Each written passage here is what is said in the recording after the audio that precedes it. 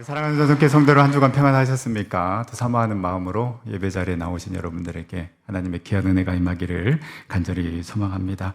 오늘 사순절 네 번째 주일인데요. 오늘 말씀은 이 교회력과 성서 일과에 따른 본문 중에 신약 본문인 에베소서 2장 말씀을 통해 은혜를 나누고자 합니다. 이 강해 설교를 하지 않으면 참 이 본문 정하는 게 참 어렵습니다. 그런데 그때 도움이 되는 게 이 교회력과 성서 일과에 따른 본문인데요. 이 사순절 네 번째 주일 본문을 보니까 민수기 21장 4절에서 9절 말씀, 또 요한복음 3장 14절에서 21절, 그리고 예배소서 2장 1절에서 10절 말씀, 이렇게 세 개의 본문이 있었는데요. 그 중에 예배소서 본문을 택했습니다. 우리가 잘 아는 것처럼 이 예배소서는 옥중 서신이라고 하는데요. 바울이 감옥에 있을 때 예배소 교회에 보냈던 편지입니다. 보통 이 교회로 교회로 보낸 서신서를 보면 그 교회가 지금 어떤 상황에 있는지, 또 어떤 문제점이 있는지, 바울과 그들 사이에 어떤 일이 일어났는지를 발견할 수 있는데, 이 에베소서는 이 에베소 교회의 어떤 특별한 문제나 상황이 언급이 되지 않습니다. 그래서 혹자는 이 에베소의 배경이 되는 구체적인 상황이 없기 때문에 이 편지가 과연 바울이 기록한 편지인가, 또 바울이 에베소에 보낸 편지인가 라고 이렇게 의심을 하기도 하는데요. 그러나 여러분, 이것은 중요한 문제가 되지 않습니다. 왜냐하면 에베소에 보낸 편지이든 또 다른 어떤 곳에 보냈던 편지이든 이 편지가 우리에게 주는 메시지가 달라지는 것은 아니기 때문입니다. 오히려 그들의 이야기가 아닌 오늘 우리의 이야기가 될 수 있습니다.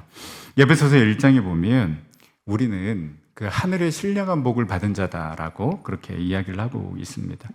왜 우리는 그 하늘의 신령한 복을 받은 자인가? 창세전부터 하나님의 택하심을 받았고 우리를 택하고 부르신 그 하나님께서 예수 그리스도를 통해 우리를 하나님의 자녀 삼아 주셨고, 그 은혜와 사랑 때문에 그 하나님의 은혜를 찬양하며 살아가는 삶이기 때문에 우리는 하늘의 신령한 복을 받은 자다라고 이야기를 하고 있습니다.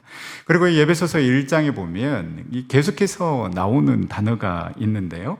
바로 택함, 예정, 은혜, 하나님의 뜻, 비밀, 경륜, 계획, 이러한 단어들이 계속해서 나옵니다. 그런데 이 하나님께서 우리를 태초부터 택하시고 우리를 향한 그 하나님의 놀라운 뜻과 경륜은 다 어디로 연결이 되는가? 바로 에베소서 1장 7절 말씀으로 연결이 됩니다. 에베소서 1장 7절은 우리는 그리스도 안에서 그의 은혜의 풍성함을 따라 그의 피로 말미암아 속량 곧 제사함을 받았느니라. 바로 이 제사함으로 연결이 되는 것입니다. 왜 우리를 하나님께서 태초부터 우리를 택하시고 예정하셨는가? 왜 우리에게 그 놀라운 은혜를 베푸셨는가? 그리고 하나님의 뜻과 놀라운 비밀과 경륜은 무엇인가? 그래서 우리는 무엇을 찬송해야 하는가? 바로 다 제사함입니다. 십자가의 사랑이고 십자가의 은혜입니다. 그 하나님의 놀라운 뜻과 경륜의 마지막은, 결론은 바로 저와 여러분들을 너무나도 사랑하셔서 예수 그리스도를 이 땅에 보내주시고 그 예수 그리스도를 통하여서 제사함을 받은 것, 바로 이것이 저와 여러분들을 향한 하나님의 놀라운 뜻이요, 계획이요, 경륜이라는 것입니다. 이 은혜로 말미암아 에베소서 1장에 보면 무엇이 되게 하셨다라는 표현이 계속해서 나오는데요. 5절에 보면 예수 그리스도로 말미암아 아들들이 되게 하셨다라고 말씀하십니다. 그리고 10절에는 다 그리스도 안에서 통일이 되게 하셨고, 11절에 보면 우리가 예정을 입어 그 안에서 기업이 되게 하셨다. 그리고 12절에 보면 그의 영광에 찬송이 되게 하려 하심이라 선포하고 있습니다. 여러분, 이 말씀은 우리에게 다시 질문하고 있습니다. 그 하나님의 놀라운 계획과 경륜으로 저와 여러분들이 구원을 받았는데, 그래서 아들들이 되게 하셨는데, 그렇다면 구원받은 저와 여러분은 정말 그 하나님의 자녀답게, 그 하나님의 아들답게 살아가고 있는가? 그리스도 예수 안에서 다 통일되게 하셨다는데, 그렇다면 나는 그리스도 안에서 하나 되는 삶, 그 화목하는 삶을 살아가고 있는가? 그리고 우리가 예정을 입어서 그 안에서 기업이 되게 하셨는데, 그렇다면 우리는 이 세상의 것을 쫓으며 살아가는 자가 아니라 그 하늘 기업, 하나님께서 예배해 놓으신 그 영원한 기업을 소망하며 살아가고 있는가? 그리고 그의 영광에 찬송이 되게 하려 하셨다는데, 그렇다면 과연 우리는 그 구원의 기쁨과 감격을 가지고 내 삶 가운데에서 기쁨과 은혜가 충만한 삶을 살아가고 있는가? 우리는 질문해 봐야 하는 것입니다. 이미 주어진 축복인데 여러분, 그 은혜를 누리고 있습니까? 주님을 향한 열정이 식었습니까? 아직도 누군가가 그토록 믿고 싫고 밉습니까? 십자가 앞으로 다시 나아갈 수 있기를 간절히 소망합니다. 아직도 나는 이것도 없고 저것도 없고 불평 원망 가운데 살아가고 있습니까? 늘 부정적인 그 시선과 언어가 내 입속에서 나오고 있다라면 다시 십자가 앞으로 나아가 내가 얼마나 존귀한 자인지, 내가 얼마나 큰 은혜를 받은 자인지 깨달을 수 있기를 간절히 소망합니다. 그래서 이 땅의 것을 바라보며 살아가는 것이 아니라 그 하늘의 축복을 바라보며 하나님께서 베풀어 주신 그 은혜로 주님을 찬양하며 나아가는 복된 삶 살아갈 수 있기를 간절히 소망합니다. 이제 2장으로 가면 우리가 읽은 2장 1절에서 10절 말씀의 이 구조는 간단합니다. 2장 1절에서 3절 말씀은 과거에 우리가 어떠한 사람이었는가를 알려주고 있습니다. 그리고 4절에서 7절 말씀은 그동안에 우리 가운데 무슨 일이 일어났는가 알려주고 있고요. 8절에서 9절 말씀은 그렇다면 지금 우리는 어떠한 사람인가, 그리고 10절은 앞으로 우리는 어떻게 해야 하는가에 대해서 말씀을 하고 있습니다.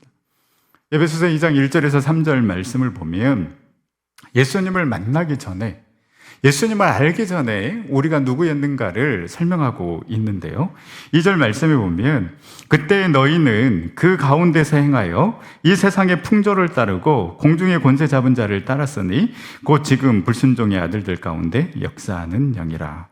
우리가 누구를 따르던 존재였는가? 예수님을 믿기 전에, 예수님을 알기 전에, 그 예수님을 만나기 전에 우리는 어떠한 존재였는가? 이 세상 풍조를 따르던 존재였다라고 이야기를 하고 있습니다. 쉽게 말하면 유행하는 것, 이 세상에서 유행하는 것은 다 해보고 즐기고 따르는 존재였다라는 것이죠. 건전한 문화라면 이게 무엇이 문제가 되겠습니까? 그러나 이 세상의 풍조, 불건전한 것, 하나님의 뜻이 아닌 것들이 너무나도 많습니다. 특히 성적인 타락은 어제 오늘 일이 아니지만 이제 완전히 자연스럽게 무감각하게 만들어서 제가 아닌 것처럼 그냥 즐기면서 사는 건데 뭐가 문제야? 라는 이런 시대가 되어버렸습니다. 그래서 데이비스 웰스 거든 코넬 신학교 교수는 죄는 당연히 여겨지는 반면 은은 낯설게 여겨지는 곳이라면 그 어디든 상관없이 세상 풍조가 자리하고 있음을 볼 수 있다라고 했습니다. 여러분, 이런 사람으로 만들고자 하는 것이 사탄의 전략입니다. 더 무서운 것은 내가 그것을 갖지 않으면, 그 세상 풍조를 따라가지 않으면 불안하게 만드는 것입니다. 이러다가 내가 정말로 뒤처지는 것 아닌가? 또 이 내 자녀가 그 세상 기준에 못 미치는 그런 삶을 살아가는 것 아닌가? 여러분, 이런 거는 우리가 늘 생각하고 불안해하면서 자연스럽게 영적인 것에는 관심을 갖지 않도록 만들어 버리는 것입니다. 그래서 하나님이 기뻐하시는 것에 관심 갖지 않습니다. 주일 예배에 빠지는 것 아무렇지도 않게 여깁니다. 우리 자녀들 시험 기간이면 예배 드리는 것보다 학원 가는 것을 당연하게 여깁니다. 오히려 부모인 우리가 그렇게 권면합니다. 여러분, 진짜 불안은 왜 생기는 것입니까? 세상 풍조를 따라가지 못해서가 아니라 하나님과의 그 관계의 단절에서 우리는 불안함을 느끼는 것입니다. 두 번째, 우리는 어떤 존재인가? 공중의 권세 잡은 자를 따르던 존재라고 이야기합니다. 자연스러운 순서입니다. 이 세상의 풍조를 따라가게 되면 그 다음에는 영적인 영역에서 완전히 주도권을 넘겨주게 되는 것입니다. 제가 죄인 줄도 모르고 하나님을 떠났음을 모르는 영적 교만한 상태에 빠지게 되는 것입니다. 그래서 여러분, 극악무도한 일이 일어남에도 전혀 그 죄책감을 느끼지 않습니다. 자신이 뭘 잘못했는지도 모릅니다. 어떻게 인간으로서 저런 일을 할 수 있을까? 저런 행동을 취할 수 있을까? 다른 걸로는 설명이 되지 않습니다. 그 영적인 영역에서 완전히 사탄에게 모든 것을 내어주어 버렸기 때문에 그러한 일들이 일어나고 있는 것입니다. 바로 이 세상 풍조를 따르게 해서 결국 우리는 영적인 존재인데 완전히 사탄이 지배하는 존재로 만들어 버리고자 하는 것이 사탄의 전략입니다. 바로 주님을 떠나 있을 때에 우리의 모습이 이러한 모습이었다라는 것이죠. 그리고 세 번째는 육체의 욕심을 따라 지냈던 존재라고 말하고 있습니다. 여기서 육체는 단지 우리의 신체를 언급하는 단어가 아니라 타락한 인간의 본성을 언급하는 단어입니다.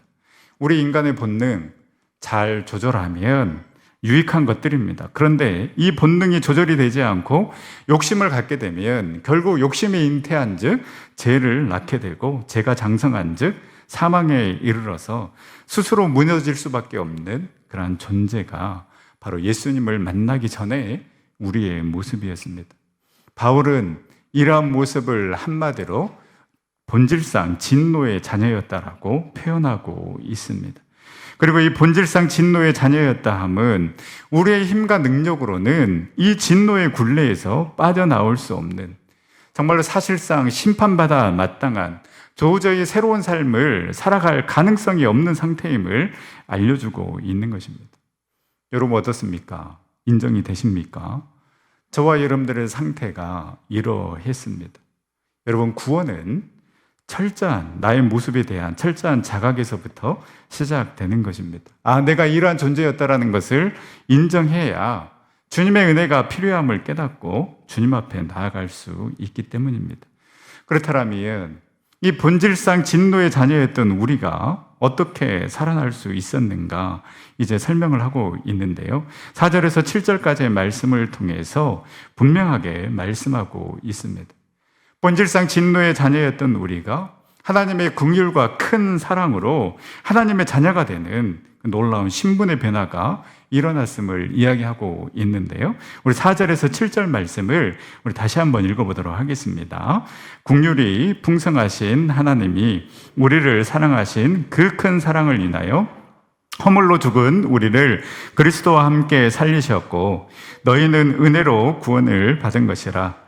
또 함께 일으키사 그리스도 예수 안에서 함께 하늘에 앉히시니 이는 그리스도 예수 안에서 우리에게 자비하심으로써 그 은혜의 지극히 풍성함을 오는 여러 세대에 나타나려 하심이라. 아멘. 본질상 진노의 자녀인 우리는 당연히 죄값을 치러야 합니다. 그리고 그 죄의 삭은 사망입니다. 그런데 여러분, 우리가 어떻게 살아날 수 있었습니까? 우리가 어떻게 구원받을 수 있었습니까? 방금 우리가 읽은 말씀처럼 긍휼이 풍성하신 하나님이 우리를 사랑하시는 그 큰 사랑을 인하여서 허물로 죽은 우리를 그리스도와 함께 살리셨습니다. 그리고 그 은혜로 우리는 구원을 받은 것입니다. 우리의 죄값을 대신 지신 예수님의 사랑으로 우리는 구원을 받았을 뿐만 아니라 우리에게 주어진 또 하나의 은혜는 6절 말씀처럼 예수님과 함께 그 하늘 보좌 영광의 자리에 앉게 되는 놀라운 신분의 변화가 일어났음 또한 알려주고 있습니다. 예수 그리스도와 함께 그 하늘에 앉는다라는 것은 이미 천국이 보장되어 있음을 말씀하고 있는 것입니다. 이 모든 것이 일어날 수 있었음은 오직 예수님의 사랑 때문이었습니다. 그래서 사도 바울은 로마서 5장 8절에서도 이렇게 선포하고 있습니다. 우리가 아직 죄인 되었을 때에 그리스도께서 우리를 위하여 죽으심으로 하나님께서 우리에 대한 자기의 사랑을 확증하셨느니라. 여러분, 저와 여러분들에게 보여주신 그 예수님의 그 사랑은 완전한 사랑입니다. 완벽한 사랑입니다.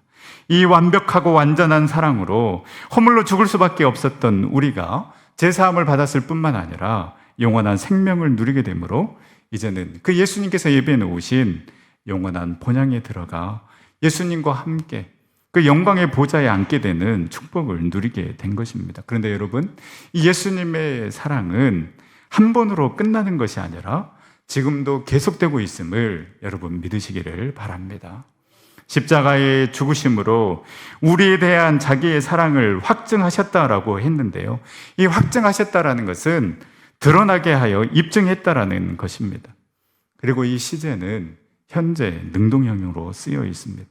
이 시제가 의미하는 바는 예수님의 사랑은 그 십자가의 한 번의 사랑으로 끝나는 것이 아니라 예수님의 사랑은 지금도 계속해서 저와 여러분들에게 흐르고 있다는 것을 보여주고 있는 것입니다.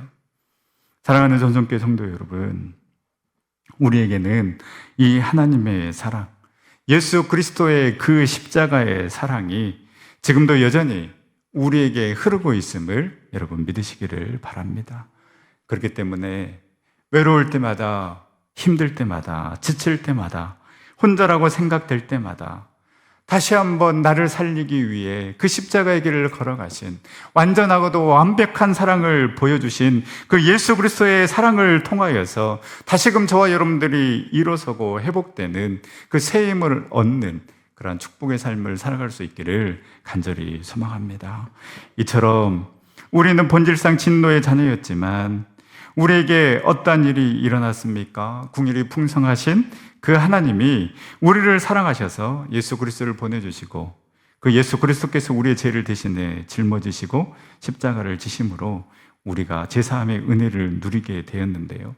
바울은 이 에베소서 2장 8절 9절에서 이 은혜가 어디에서부터 왔는지를 다시 한번 이야기하면서 우리가 어떠한 마음으로 이 은혜를 받아야 하는지를 알려주고 있습니다.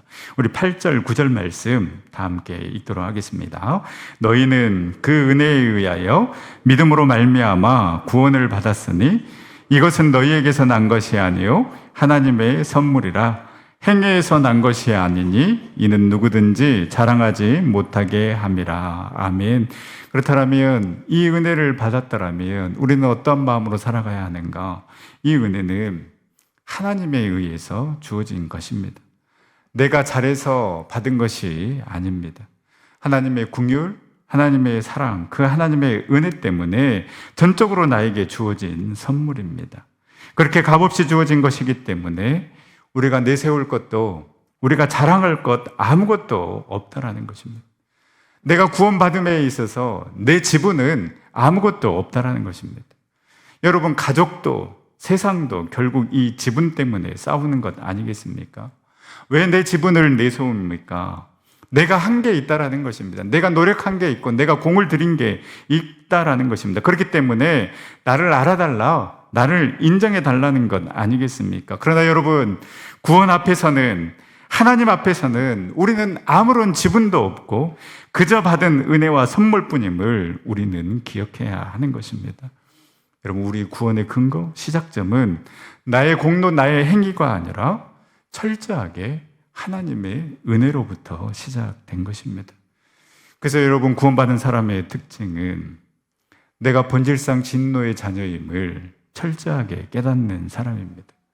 그리고 하나님의 선물로 구원받은 것임을 알기 때문에 구원받은 사람은 여러분 겸손합니다. 또한 죽었다가 살아났기 때문에 너무너무 감사할 뿐이고, 죽었다가 살아난 것이 내 능력이 아니기 때문에 정말로 늘 그 빚진 자의 마음으로 살아가는 사람이 바로 구원받은 사람입니다. 여러분 어떻습니까? 겸손하십니까? 감사의 삶을 살아가고 있습니까? 또한 빚진 자의 마음으로 살아가고 있습니까? 정말로 어떻게 하면 이 하나님의 은혜를 내가 갚아야 할까? 여러분, 그런 마음으로 이 예배 자리에 나오고 기도의 자리로 나오고 신앙생활을 하고 있느냐라는 것입니다. 아직도 내 의를 드러내려고 하고, 아직도 내 존재를 드러내려고 하고, 아직도 대접받기를 원한다면 여러분, 우리는 구원의 참 기쁨과 은혜를 누리고 있지 못하는 자임을 스스로 밝히는 것이라고 할 수 있습니다. 사랑하는 전성교회 성도 여러분, 오직 예수 그리스도만 자랑하는 삶을 살아갈 수 있기를 간절히 소망합니다. 그래서 정말로 그 사도 바울의 고백처럼 정말 그 예수 그리스도 십자가 외에는 내가 자랑할 것이 없는 그런 삶을 살아가는 삶이 바로 그 하나님의 놀라운 은혜와 구원을 받은 자의 삶이라고 할 수 있습니다. 그래서 예수 그리스도만을 자랑하고 그 예수 그리스도로부터 받은 은혜를 자랑하고 또 그 은혜를 전함으로 하나님으로부터 선물을 받은 자로서의 삶을 살아가는 저와 여러분들의 삶이 될 수 있기를 간절히 소망합니다. 이제 바울은 마지막 10절에 그 하나님의 은혜로 구원받은 사람은 어떻게 살아가야 하는지를 알려주고 있는데요. 10절 말씀에 보면 우리는 그가 만드신 바라 그리스도 예수 안에서 선한 일을 위하여 지으심을 받은 자니 이 일은 하나님이 전에 예비하사 우리로 그 가운데 행하게 하려 하심이라. 구원의 문제가 해결됐으니 이제 아무렇게나 살아도 된다? 그렇지 않습니다. 그 은혜에 응답하는 삶, 그 은혜에 반응하는 삶을 살아가야 함을 이야기하고 있습니다. 그렇다면 여러분, 우리는 어떠한 삶을 살아가야 하겠습니까? 저는 이 질문에 대한 답을 앞서 이야기했던 예수 그리스도를 만나기 전 우리의 모습에서 찾고자 합니다. 예수님을 만나기 전 우리의 모습이 어땠다라고 했습니까? 세상 풍조를 따르고 그 공중의 권세 잡은 자를 따르고 육체의 욕심을 따라 살아가는 모습이 바로 예수님을 만나기 전에 우리의 모습이었습니다. 그렇다면 예수님을 만난 후에 그 구원받은 자의 삶은 어떠해야 합니까? 첫 번째는 이 세상 풍조를 따르지 않고도 불안해하지 않아야 합니다. 즉 주님 한 분만으로 만족하는 삶을 살아가는 자가 구원받은 자의 삶을 살아가는 자입니다. 사랑하는 전성교 성도 여러분, 이 세상의 풍조를 따르지 않고도 우리가 불안해하지 아니하고 걱정하지 아니하고 염려하지 아니하고 오직 우리 주님 한 분만으로 만족하며 그 주님을 따르는 삶을 살아갈 수 있기를 간절히 소망합니다. 자꾸 불안하게 만들 것입니다. 초조하게 만들고 걱정하게 하고 염려하게 할 것입니다. 그때마다 불안해하고 걱정하고 두려워하는 것이 아니라 하나님께서 그 예수 그리스도를 보내주시고 그 예수 그리스도는 죽기까지 우리를 사랑하시고 그 사랑으로 인하여서 우리를 살리셨는데 그 주님께서 우리를 책임져 주시지 않겠는가? 우리의 필요를 다 아시고 채워주시지 않겠는가? 여러분, 큰 믿음으로 주님을 따르고 주님을 우선순위에 놓고 주님 한 분만으로 만족하는 삶을 살아갈 수 있기를 간절히 소망합니다. 그래서 이 세상 풍조를 따르지 않고서도 나는 주님 한 분만으로 족합니다라고 주님 한 분이면 됩니다라는 큰 믿음으로 담대하게 나아가는 자가 바로 구원받은 자의 삶인 줄 믿습니다. 두 번째는 하나님과의 관계를 통해 영적인 주도권을 가지고 싸워 승리하는 삶을 살아가는 자가 구원받은 자의 삶이라고 할 수 있습니다. 여러분, 우리가 공중의 권세 잡은 자와 싸워 승리하기 위해서는 우리는 영적인 존재이기에 그 영이신 하나님과 깊은 관계를 통하여서 영적인 힘을 길러야 합니다. 쉽게 생각하면 여러분, 우리는 다 무너집니다. 내가 목사이기 때문에, 장로이기 때문에, 권사이기 때문에, 집사이기 때문에 10년, 20년, 30년, 40년 신앙생활 했기 때문에 그 영적인 힘이 저절로 우리에게 있는 것이 아닙니다.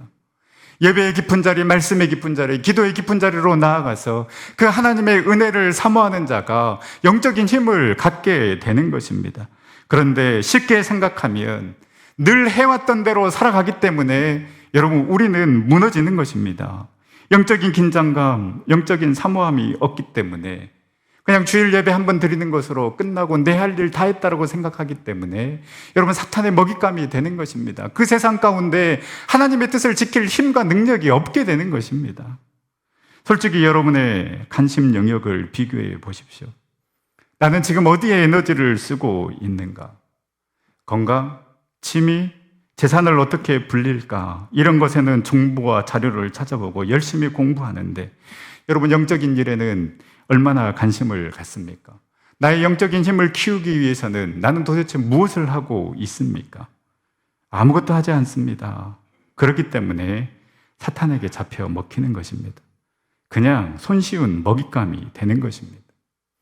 에베소서 6장 12절에서 13절 말씀, 우리의 씨름은 혈과 육을 상대하는 것이 아니요 통치자들과 권세자들과 이 어둠의 세상 주관자들과 하늘에 있는 악의 영들을 상대함이라.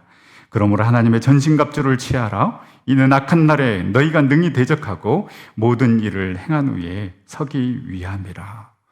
여러분, 쉽게 생각하면 안 됩니다.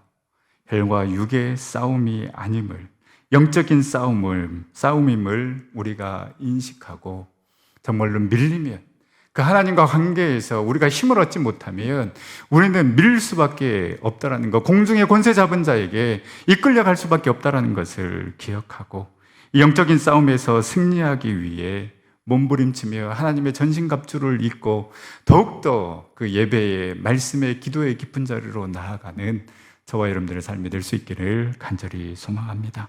그리고 마지막 세 번째는 자족하며 절제하며 살아가는 삶이 여러분 구원받은 자의 삶이라고 할 수 있습니다.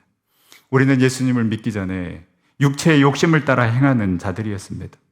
그러나 구원받은 우리는 육체의 욕심을, 세상의 욕심을 따라 살아가는 자가 아니라 자족하며 감사하며 살아가는 자입니다.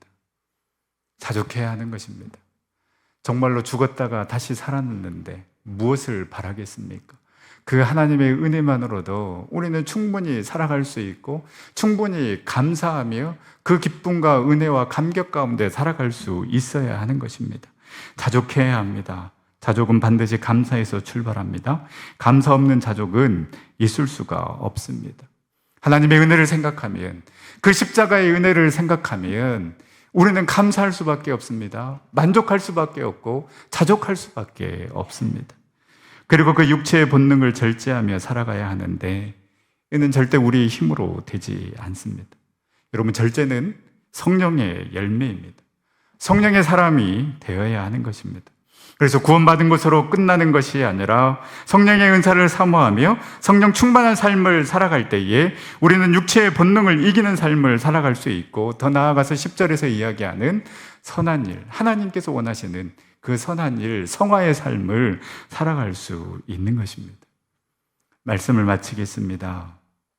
내가 어떠한 존재인가를 알면 알수록 우리는 더욱더 깊은 그 하나님의 은혜를 체험할 수가 있습니다. 나는 세상 풍조를 따르고 공중의 권세 잡은 자를 따르고 육체의 욕심을 따랐던 그 본질상 진노의 자녀였던 우리를 예수 그리스도를 통하여서 우리를 살리셨습니다. 자녀 삼아 주셨고, 그 자녀잠의 특권으로 우리는 주님과 함께 하늘 보좌에 앉을 영광을 허락해 주셨습니다.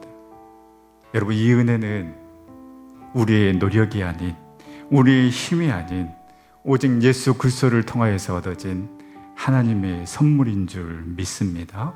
여러분, 이 귀한 선물, 이 귀한 은혜, 이 귀한 사랑 받았으니 이제는 세상 풍조에 흔들리지 아니하고 주님 한 분만으로 만족하며 그 하나님과의 확실한 관계를 통하여서 우리를 흔들고자 하는 그 영적인 싸움에서 승리하고 자족하며 감사하는 삶, 성령 충만하여 그 성화의 삶을 살아감으로 늘 구원의 감격과 기쁨 가운데 거하는 복된 삶 살아가는 우리 전생의 모든 식구들 다 될 수 있기를 간절히 소망합니다. 우리 시간 함께 찬양하며 기도 자리로 나아갈 때에 주님, 그 주님의 은혜로, 그 주님의 사랑으로 우리 구원받았으니 이제 예수님 때문에 살아가고 예수님 때문에 찬양하고 예수님 때문에 행복하고 그 예수님 때문에 참 기쁨과 평안 누리는 삶 살아가게 하여 주시옵소서. 우리 함께 찬양하며 기도 자리로 나아가겠습니다.